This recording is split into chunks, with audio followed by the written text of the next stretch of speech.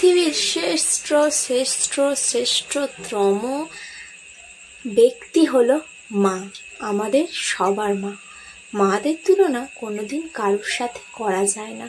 প্রতিদিন গরমের সাথে লড়াই, ঠান্ডার সাথে লড়াই, আর কাজের সাথে লড়াই, নিজের শরীরের সাথে লড়াই, স্বামীর সাথে লড়াই, আর কার সাথে লড়াই করে চলে একটা মা প্রতিদিন প্রতিনিয়ত, তা হিসেব করে বলা যায় না।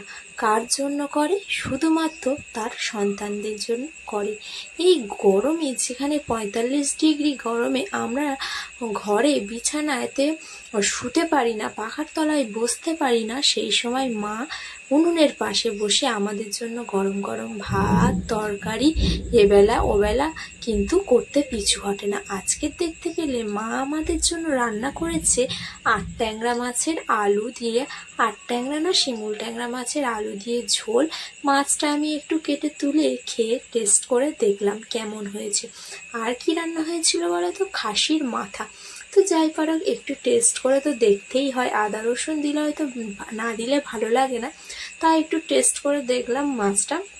মাছ আমার খুব প্রিয়, তাই মা বাবা ছোটবেলা থেকেই এইভাবেই আমাকে বড় করেছে। ভাজা মাছ মানে না খেয়ে কোনোদিন আমি থাকতাম না। বাবা যত কম আনুক না কেন, ভাজা মাছ আমি আর বাবা মিলে এক পিস না এক পিস খাবই। তো মা দেখছে না, তাড়াতাড়ি এই তালে খেয়ে হাত ধুয়ে নিয়ে ঘরে চলে যায়। পরে আবার ভাববে মাছটা কে খেলো, ইঁদুরে নাকি টিকটিকিতে।